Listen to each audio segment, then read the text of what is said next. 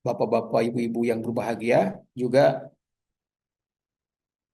terus aktif berkarya, baik lewat tulisan, ceramah, dan sebagainya, sesuai kapasitas kita sebagai dosen, memberikan pencerahan kepada masyarakat, memberikan pencerahan kepada umat. Berkenaan dengan judul yang ditugaskan atau yang dipilih di pagi hari ini adalah Harapan dan Tantangan Wakaf Kristen di Palestina. Kenapa kita memilih judul ini? Kita pilih harapan karena melalui wakaf, eksistensi Palestina, baik dari wakaf Muslim ataupun wakaf non-Muslim, wakaf Kristen, terbukti menjadi faktor utama dalam rangka mempertahankan Daulah Palestina, dalam rangka mempertahankan keberadaan eksistensi negara Palestina. Jadi itu harapannya, itu salah satu harapan ya. Jadi melalui wakaf, insya Allah Palestina akan senantiasa ada, termasuk di dalamnya adalah wakaf Kristen. Tantangannya tentunya tantangannya sangat besar sekali.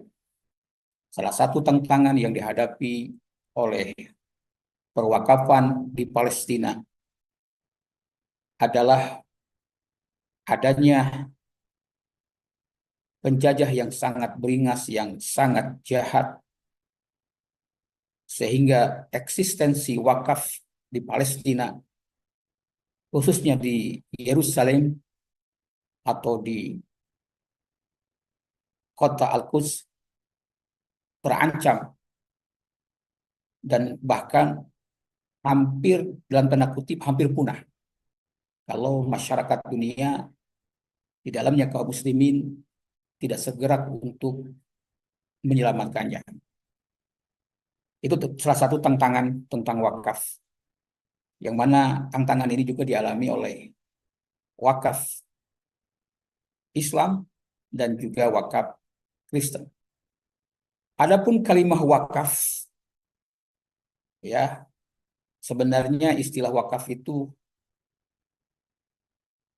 yang paling tepat hanya digunakan oleh Islam, karena jarang sekali dalam literasi Nasrani ataupun Yahudi digunakan kata wakaf. Jadi wakaf ini adalah murni syariat dari Islam yang diajarkan oleh baginda Nabi 1400 tahun yang lalu. Namun selanjutnya kalimat wakaf pun digunakan oleh saudara-saudara kita di Kristiani. Bahkan ada judul buku yang bernama Al-Auqaf Al-Islamiyah wal Masihiyah fi Palestina. Wakaf Islam dan wakaf Kristen di negara Palestina. Nah, saya cari-cari, sebagaimana kita maklumi ketika kita membahas dalam bingkai Islam, kita pasti merujuk kepada kitab suci kita, Al-Quran, dan atau kepada hadis.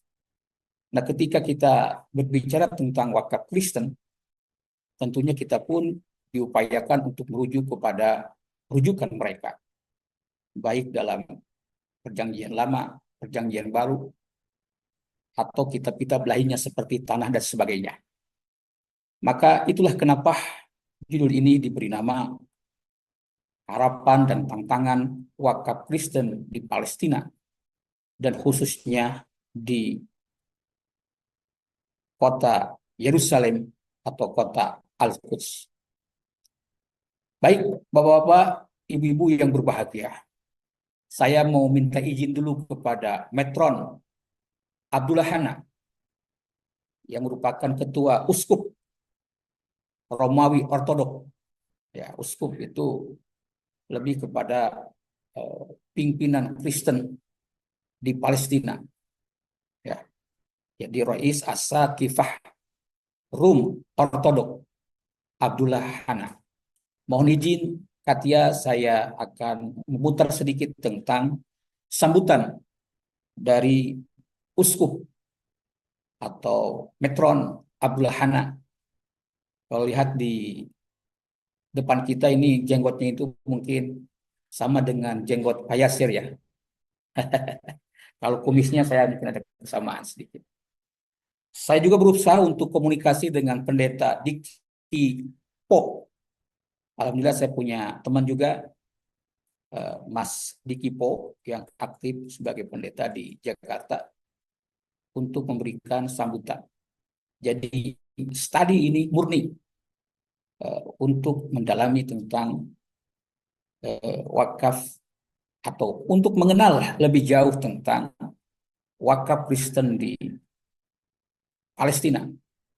Maka tidak sempurna apabila saya tidak meminta kata sambutan dari tokoh Kristen, baik Kristen Katolik, Kristen Protestan, maupun juga Kristen dari Timur,